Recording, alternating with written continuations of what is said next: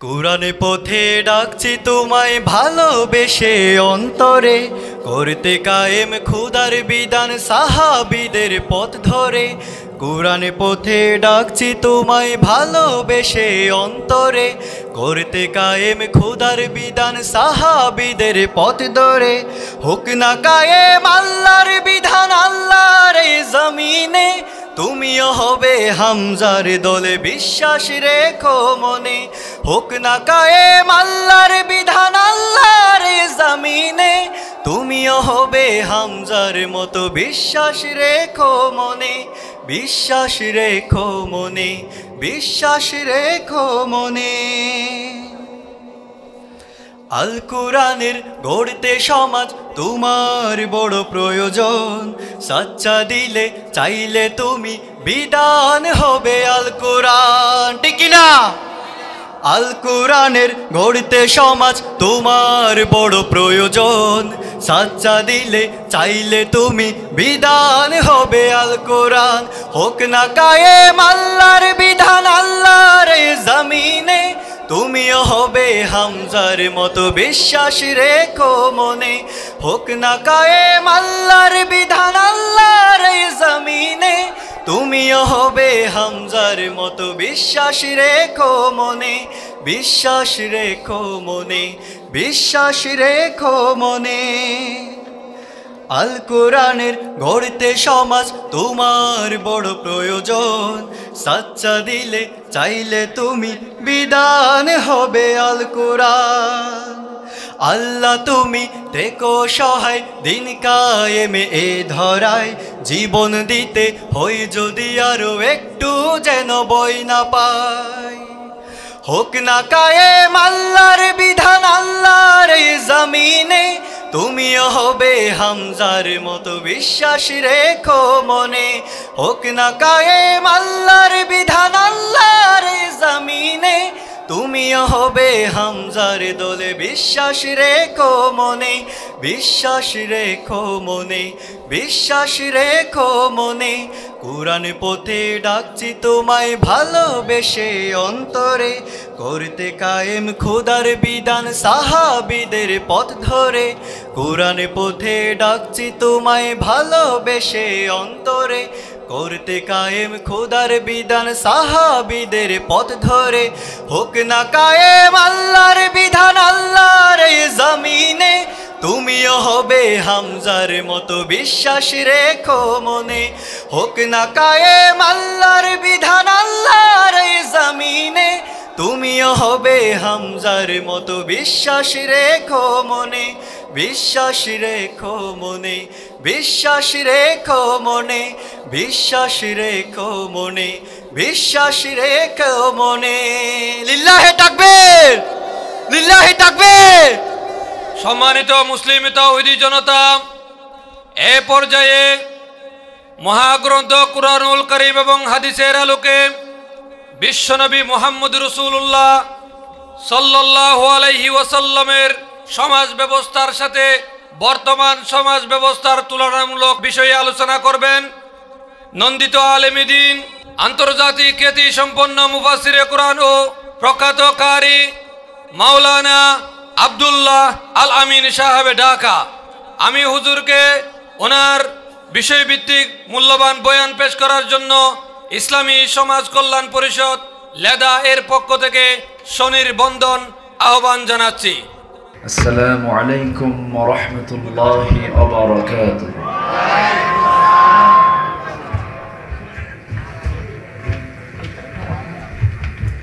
إن الحمد لله الأكرم الذي خلق الإنسان وكرم وعلمه من البيان ما لم يعلم، فسبحان الذي لا يحصى امتنانه باللسان ولا بالقلم. نشهد أن لا إله إلا الله وحده لا شريك له، ونشهد أن سيدنا وحبيبنا ومولانا محمدا عبده ورسوله الذي أرسله بالحق بشيرا ونذيرا وداعيا إلى الله بإذنه وسراجا منيرا فقد قال الله تعالى في كلامه المجيد وفرقانه الحميد أعوذ بالله من الشيطان الرجيم بسم الله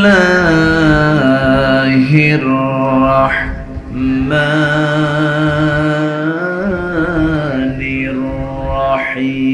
الرحيم إن الذين آمنوا وعملوا الصالحات وأقاموا الصلاة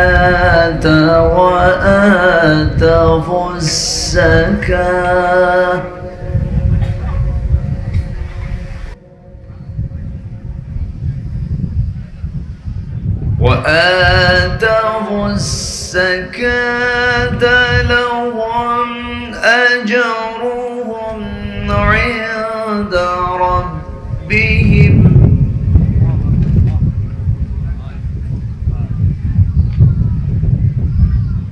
ولا خوف عليهم ولا هم يحزنون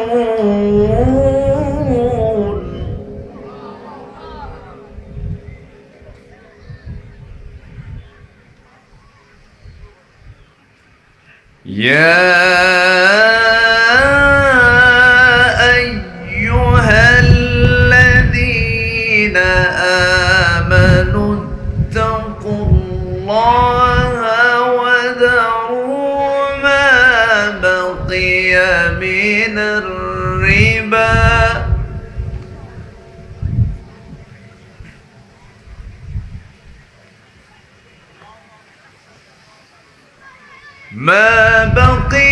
من الربا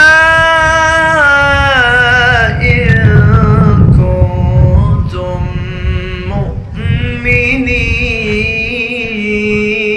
مؤمنين الله أكبر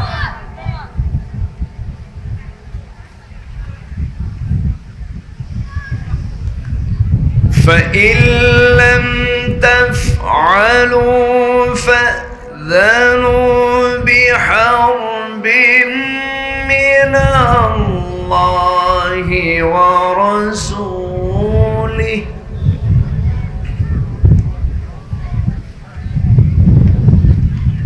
وإن تبتم فلكم رؤوس أموالكم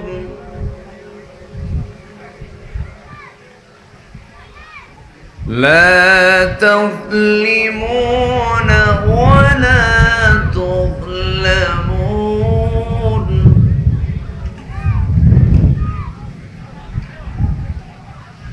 الله أكبر بسم الله الرحمن الرحيم إن الله وملائكته يصلون على النبي يا أيها الذين آمنوا صلوا عليه وسلموا تسليما اللهم صل على محمد وعلى آل محمد كما صليت على إبراهيم وعلى آل إبراهيم إنك حميد مجيد اللهم بارك على محمد وعلى آل محمد كما باركت على إبراهيم وعلى آل إبراهيم إنك حميد مجيد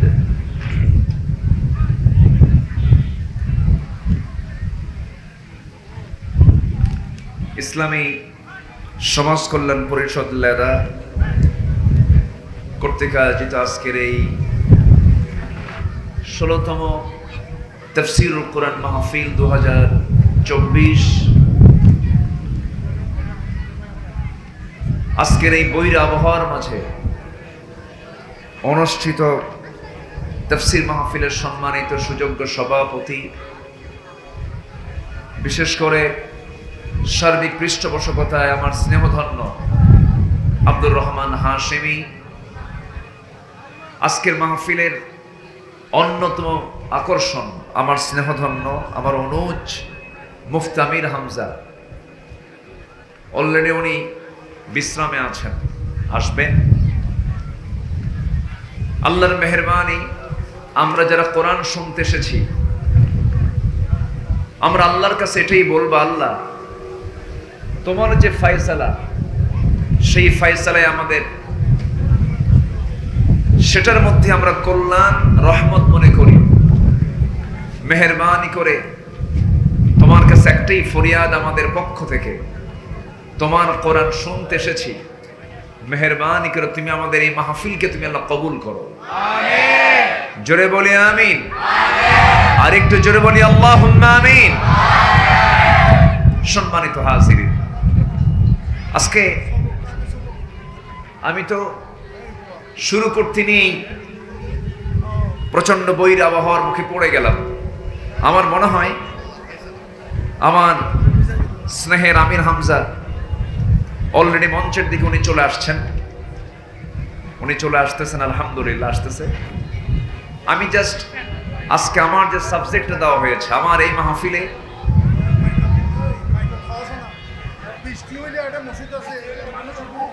একটানা আমি 8 বছর আসলাম, এবছর দিয়ে আমার 8ম বার্ষিকী, 8 বার পূরণ হলো। হ্যাঁ, আমি তো বলে ফেলছি 8 বার আমার আশা হলো। সম্মানিত হাজিরিন, বৃষ্টির যদি ঘনত্ব বেড়ে যায়, যদি খুব ঘনত্ব বেড়ে যায়, পাশে মসজিদ আছে, আমরা মসজিদে আমরা চলে যাব। তো আমি যদি ভিজতে পারি, আপনি কি আমার সঙ্গে থাকতে পারবেন না? সবাই থাকতে রাজি আছেন তো ইনশাআল্লাহ? জোরে বলি ইনশাআল্লাহ। একটু বসেন।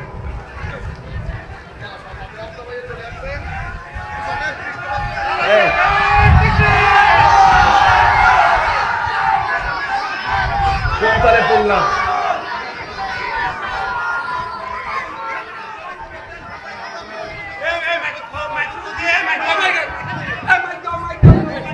সম্মানিত ভাইরা,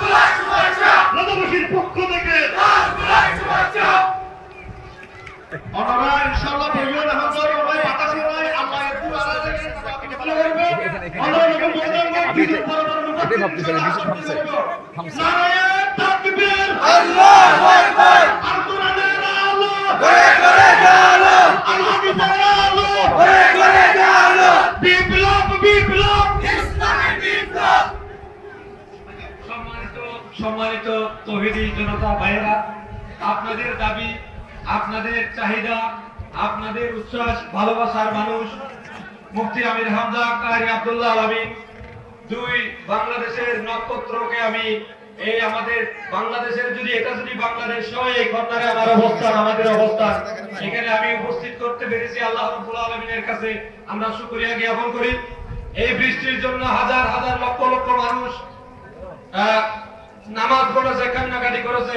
আল্লাহ রাব্বুল আলামিন আমাদের মাহফিলের দিনে বৃষ্টি দিয়েছেন, এটা হচ্ছে আমাদের জন্য রহমত।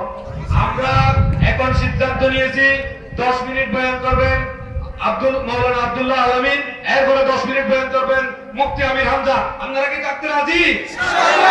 ইনশাআল্লাহ। যে যেখানে আছে বসে যান, এখানেই বয়ান হবে ইনশাআল্লাহ। যারা মসজিদে গিয়েছেন দ্রুত চলে আসুন, দ্রুত চলে আসুন।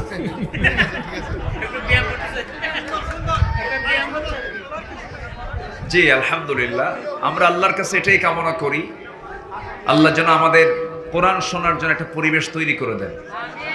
জোরে বলি আল্লাহুম্মা আমিন। আর এটা সম্মানিত ভাইয়েরা,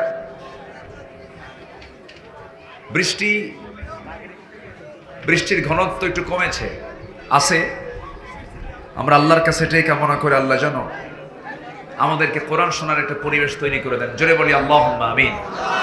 আমি তো এখানে একটানা 8 বছর, আমি তো পুরাতন মানুষ, আমি আসি তো আমার পরে আমার অত্যন্ত কাছের খুব প্রিয় মানুষ মুফতি আমির হামজা, তিনি কথা বলবেন। বর্তমান সমাজ ব্যবস্থার সাথে রাসূল করিম সাল্লাল্লাহু আলাইহি ওয়াসাল্লামের সমাজ ব্যবস্থার যে একটা তুলনামূলক পার্থক্য, এটার জন্য তো সময় দরকার। জাস্ট আমি একটা আর্টিকেল আমি বলি, আমি তার হাতে মাইকটা আমি ছেড়ে দিচ্ছি, বৈরী আবহাওয়া, আমি আমার সময়টা আমি মুফতি আমির হামজাকে দিয়ে দিচ্ছি। একটি সমাজ পৃথিবীতে গড়েছিলেন এবং সেই সমাজ নামে রাসূল নিজে বলেছেন, খায়রুল কুরুনি কারনি সুম্মাল্লাযীনা ইয়ালুনাহুম সুম্মাল্লাযীনা ইয়ালুনাহুম, সবচেয়ে শ্রেষ্ঠ যুগ হলো আমার যুগ। এই কথা বলেছেন মুহাম্মদুর রাসূলুল্লাহ সাল্লাল্লাহু আলাইহি ওয়াসাল্লাম। কেন শ্রেষ্ঠ যুগ, তার যুগ কেন বলা হলো? এটার মূল কারণ হলো, তিনি যে সমাজে জন্ম নিয়েছিলেন সেই সমাজটা ছিল দ্য এজ অফ ইগনোরেন্স, বর্বরতার যুগ। এমন কোন অসভ্যতা বর্বরতা নেই যা ছিল না। সেই যুগে রাসূল জন্ম নিলেন, কিন্তু তিনি এমন একটা সমাজ গড়লেন যে সমাজটা এত শ্রেষ্ঠ রূপ দিল যে সমাজকে নিয়ে রাসূল নিজেই বললেন, খায়রুল কুরুনি সুম্মাল্লাযীনা ইয়ালুনাহুম, শ্রেষ্ঠ যুগ হচ্ছে আমার যুগ। কেন? এর মূল কারণ হলো, তিনি যে সমাজটা সাজিয়েছিলেন,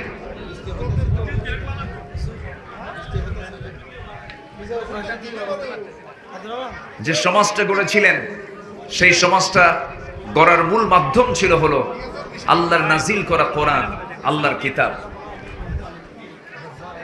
বারবার আমরা প্রতিকূল আবহাওয়ার মুখোমুখি হচ্ছে, সিদ্ধান্তহীনতায় ভুগছি।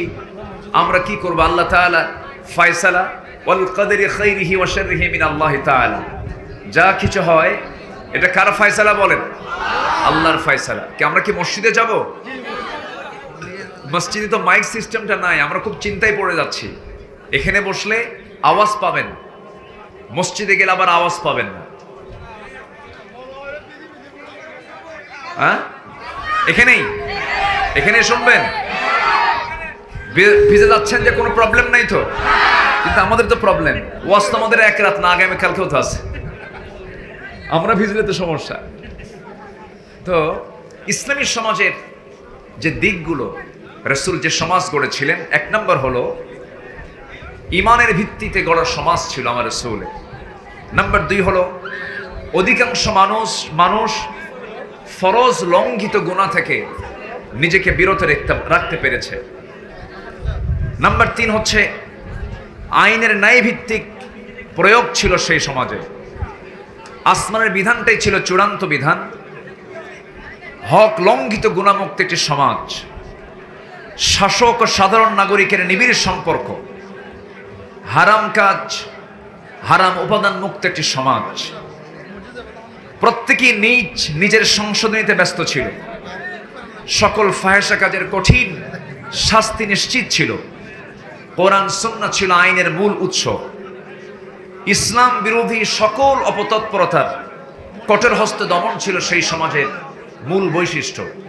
কিন্তু পক্ষান্তরে আমাদের এই সমাজে সম্পূর্ণতার আমরা উল্টা লক্ষ্য করছি। আমরা তার সম্পূর্ণ উল্টা লক্ষ্য করছি। কেন? ইসলামী সমাজের যে বৈশিষ্ট্যটা সেই যুগে রাসূল উপহার দিয়েছিলেন, যে কোরআন এবং সুন্নাহ ছিল আইনের মূল উৎস, আজকের সমাজে যে আইনটা আছে সে আইনের মূল উৎস কি সে কোরআন সুন্নাহ আছে? না। তার বিকল্প থাকার কারণে, মানব রচিত আইন থাকার কারণে আজকের সমাজের যে অবক্ষয়গুলো আমরা লক্ষ্য করছি, এর যে আমি না শেষ করে আমি বলে দেব। সম্মানিত হাজিরিন, আমরা না ভিজি, অসুস্থ না হই, আমরা মসজিদের দিকে চলে যাই ইনশাআল্লাহ। যা আল্লাহ, আমরা আল্লাহর ঘরে আশ্রয় নেই। আসসালামু আলাইকুম ওয়া রাহমাতুল্লাহ।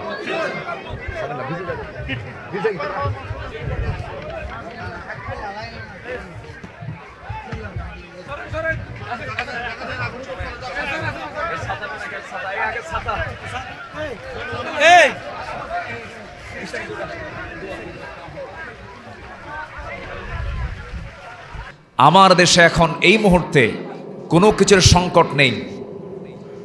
কে বলেছে খাদ্যের সংকট? কে বলেছে সম্পদের সংকট? গোটা পৃথিবীর 2 শতাধিক রাষ্ট্রের মধ্যে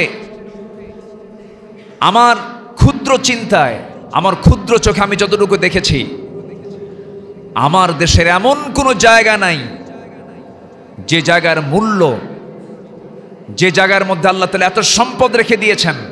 এই যে টেকনাফ পাহাড় বেষ্টিত অঞ্চল, বিশাল একটা সমুদ্র আল্লাহ তাআলা আমাদেরকে দিয়েছেন, পাহাড় আমাদেরকে দিয়েছেন। এই দেশে এমন কোনো খনি নাই যে খনির উপস্থিতি আমার দেশে নাই। খনিজ এবং প্রাকৃতিক সম্পদে ভরপুর আমার দেশ। কোনো প্রবলেম ছিল না, কোনো সম্পদের ঘাটতি নেই, কোনো খাদ্যের ঘাটতি নেই। শুধু সংকট হচ্ছে সৎ এবং যোগ্য নেতৃত্বের সংকট। সেই সৎ এবং যোগ্য নেতৃত্ব গড়ে তোলার মধ্য দিয়েই একটি সুন্দর সোনালী সমাজ গড়ে তোলা সম্ভব। আসুন আমরা কোরআন এবং সুন্নাহকে সামনে রেখে, আমার নবী যেমন অজ্ঞ বর্বর যুগের মানুষগুলোকে, শততা বিভক্ত জাতিকে এক সুতার কাঠিতে আবদ্ধ করতে পেরেছিলেন, যে রাসূল এমন একটি ঘূর্ণিঝড় সমাজে জন্ম নিয়েছিলেন, একটা ভাঙ্গা পাতিলকে কেন্দ্র করে যুগের পরে যুগ তারা যুদ্ধ লাগিয়ে রাখত। মাইট ইজ রাইট, জোর যার মূল লোক তার, এই নীতিতে বিশ্বাসী হয়ে তারা সমাজ চালাতো। যে যুগের মানুষ পৌত্তলিকতা প্রীতির এমন চূড়ান্ত লেভেলে গিয়ে পৌঁছেছিল, আল্লাহর ঘর কাবার ভিতর পর্যন্ত তারা 360টা মূর্তি পর্যন্ত তুলেছিল। সেই সর্বদিকে এমন কোন দিক বিভাগ ছিল না যে দিকটা তাদের ভালো দিক ছিল। এমন একটি জাতিকে বিশ্বের শ্রেষ্ঠ জাতিতে রূপ দিলেন, সেখান থেকে বের করে আনলেন আবু বকরের মতো দৃঢ়চেতা মানুষকে, সেই সমাজ থেকে বের করে আনলেন ওমরের মতো একজন সাহসী মানুষকে, সেই ঘূর্ণিঝড় সমাজ থেকে বের করে আনলেন ধৈর্যশীল ওসমানের মতো একজন মানুষকে, সেই সমাজ থেকে বের করে আনলেন আবু তালিবের পুত্র সাইয়েদনা আলী, একজন বীর লড়াকু সৈনিককে। দুনিয়ার কোনো তন্ত্র মন্ত্র দিয়ে নয়, কার বিধান দিয়া? আসতে বলবেন না, কার বিধান দিয়া? রাসূল চেষ্টা করেছিলেন অনেক, পারেননি। 40 বছর বয়স কিন্তু কম না। 40 বছর বয়স কি কম? 40 বছর পর্যন্ত তিনি অনেক চেষ্টা করেছেন, পারেন নাই। কারণ তার কাছে কোনো আইন ছিল না, তার কাছে বিধান ছিল না, তার কাছে ওহী আসে নাই। তখন তিনি নবুয়ত পান নাই। নবুয়ত পেয়েছেন কত বছরে? বলেন কত বছরে? 40 বছরে। সেই দিন পরাজিত থাকবে, সেই দিনের উপরে অন্য দিন বিজয়ী থাকবে, আপনি তৃপ্তির ঢেকুর নিয়ে ভাববেন আমি তো আমার কপাল কালো বানাইছি, আমি তো 5 ওয়াক্ত নামাজ পড়ি, আমি তো রমজান মাসে রোজা রাখি। না, ইকামতে দ্বীনের কাজ করা ফরজ। ইকামতে দ্বীনের কাজ করা কি ফরজ? আল্লাহ তাআলা সূরা শুরার মধ্যে বলছেন, শারা'a লাকুম মিনাদ দীন মা ওয়াসা বিহি নূহা ওয়াল্লাযী আওহাইনা ইলাইকা ওয়া ওয়াসাইনা বিহি ইব্রাহিম ওয়া মূসা ওয়া ঈসা আন আকিমুদ দীন ওয়া লা তাতাফাররাকু ফীহি। তোমরা আল্লাহর দ্বীন কায়েমের ক্ষেত্রে মতপার্থক্য সৃষ্টি করো না। এই দ্বীন প্রতিষ্ঠার ক্ষেত্রে আমরা পিছপা হব না। বিভিন্ন ফতুয়ার বিষবাষ্প আমাদেরকে গুলিয়ে দেওয়ার চেষ্টা করা হবে, কিন্তু আমাদের মাথায় একটাই রাখতে হবে, সেটা হলো এই জমিন আমরা কারো আইনকে মানব না, আমরা আইন মানব কার? তাহলে একটি সুন্দর ইসলামী সমাজ প্রতিষ্ঠা সম্ভব। আসুন একামতে দ্বীনের এই কাজের আঞ্জাম দেওয়ার জন্য নির্দিষ্ট সংঘবদ্ধ একটু সম্মিলিত শক্তি, একটি সংঘবদ্ধ শক্তির ছায়াতলে আমরা আবদ্ধ হয়ে একামতে দ্বীনের কাজ আমরা বেগবান করি। যে দায়িত্ব আল্লাহ তাআলা পয়গম্বরদেরকে দিয়েছেন, যে দায়িত্ব আল্লাহ তাআলা আমাদেরকেও দিয়েছেন, তুমিনুনা বিল্লাহি ওয়া রাসূলিহি ওয়া তুজাহিদুনা ফি সাবিলিল্লাহি বিআমওয়ালিকুম ওয়া আনফুসিকুম যালিকুম খায়রুল লাকুম ইন কুনতুম তা'লামুন। সম্মানিত ভাইয়েরা, আমি কথা বাড়াবো না। ভিতরে প্রচণ্ড গরম, একে তো আবহাওয়া গরম, আবার আমাদের গায়ের তাপমাত্রায় আরও তাপমাত্রায় ডাবল হয়ে গেছে। আমি আমার কথা না বাড়িয়ে আমি আমার সংক্ষিপ্ত আলোচনা প্রচলিত সমাজ এবং আমার নবীর গড়া সমাজ এর তুলনামূলক একটা ব্যাখ্যার সাবজেক্ট আজকে আমার দেওয়া হয়েছিল। আমি কিছু কথা বাইরে এবং ভিতরে রেকর্ড হচ্ছে, তো আমি ব্যালেন্স করে কিছু কথা বলেছি। আসুন না আমরা নবীর অনুসৃত পন্থা অবলম্বন করে কোরআন সুন্নাহকে সামনে রেখে একটি সুন্দর সোনালী সমাজ গড়ার জন্য আমরা দৃঢ় প্রত্যয় নিয়ে সামনে এগিয়ে যাই। নিজের চরিত্রকে উন্নত করে, নিজের জীবনকে গুণামুক্ত রেখে। আমার পরবর্তী আলোচকের আলোচনার সাবজেক্ট হচ্ছে কবিরা গুনাহ, না কবিরা গুনাহ, ওই বিষয়ে তিনি কথা বলবেন। গুণামুক্ত জীবনের অঙ্গীকার নিয়ে উন্নত শ্রেষ্ঠ চরিত্র আল্লাহর সামনে উপস্থাপন করার মানসিকতা নিয়ে আমরা আমাদের জীবনকে সাজানোর চেষ্টা করি।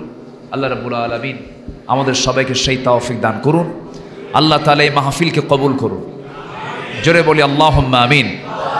আব্দুর রহমান হাশেমি আমার জীবনের স্মৃতিপটে থাকা একজন মানুষ। তার অনেক মেহনত, তার অনেক পরিশ্রম। এখানে এই মাহফিল না হোক, এটার পক্ষেও কিছু মানুষ কিন্তু আছে না নাই বলেন তো? আছে। এই মাহফিল না হোক, এই পক্ষেও কিছু লোক কাজ করে যাচ্ছে। আমি তাদেরকে বলতে চাই, প্লিজ দয়া করে কোরআনকে সম্মান, কোরআনকে শ্রদ্ধার চোখে দেখে এই বিকৃত পন্থা অবলম্বন করবেন না। যারা কোরআনকে অচল করে দিতে চায়, আল্লাহ তাদেরকে অচল করে দিবেন, আল্লাহ তাদেরকে ধ্বংস করে দিবেন। গতকালকে অপপ্রচার চালিয়েছে, এ মাহফিল নাকি হবে না, এ মাহফিল নাকি বন্ধ। বিভিন্নভাবে একটা মহল চেষ্টা চালিয়ে যাচ্ছে। আমরা তাদের জন্য 1 নম্বর দোয়া করি। 1 নম্বর কি করব? দোয়া করব। দোয়ায় আমরা কোনো ক্রমেই আমরা কৃপণ হব না, দোয়া করব আমরা তাদের জন্য। তবে হ্যাঁ, মৌচাকে কিন্তু ঢিল মারলে অবস্থা খারাপ। আপনি মৌচাক থেকে মধু নিবেন, মধু আহরণ করেন, সমস্যা নেই, কিন্তু মৌমাছির সঙ্গে পাহারাদার সঙ্গে পীড়িত করেন, আপনাকে হুল ফুটায় দেওয়া হবে না। কিন্তু মৌচাকে যদি আপনি ঢিল মারেন, অবশ্যই হুল ফুটায় দেওয়া হবে, ঠিক কি না? আমরা তাদের জন্য দোয়া করি। নানা প্রতিকূলতার মধ্য দিয়ে আজকের এই মাহফিলটা আউটডোর এবং ইনডোরে অনুষ্ঠিত হওয়ার মধ্য দিয়ে সফল হতে যাচ্ছে। আল্লাহ তাআলা এই মাহফিলকে কবুল করুন। যে কথাগুলো শুনলাম, আল্লাহ তাআলা আমাদের সবাইকে আমল করার তৌফিক দান করুন। এই আশাবাদ কামনা করে আমি আমার কথা এখানে শেষ করছি। সুবহানাকাল্লাহুম্মা বিহামদিকা আশহাদু আল লা ইলাহা ইল্লা আনতা আস্তাগফিরুকা ওয়া আতুবু ইলাইক। আমার পরে এখন আমার স্নেহধন্য মুফতি আমির হামজা হাফিজাহুল্লাহ তিনি কথা বলবেন। শুনবেন না কথাগুলো? শেষ পর্যন্ত থাকবো তো ইনশাআল্লাহ। আল্লাহ তাআলা সবাইকে মনোযোগ সহকারে আন্তরিকতার সাথে আমল করার নিয়তে, শুধু মজা নেওয়া না। আমার দেশে শোনার শ্রোতা বেশি, কিন্তু আমল করে শোনার শ্রোতা কিন্তু খুবই কম। এই জন্য আল্লাহ তাআলা আমাদের সবাইকে আমলের নিয়তে শোনার তৌফিক দান করুন। আসসালামু আলাইকুম ওয়া রাহমাতুল্লাহি ওয়া বারাকাতুহু।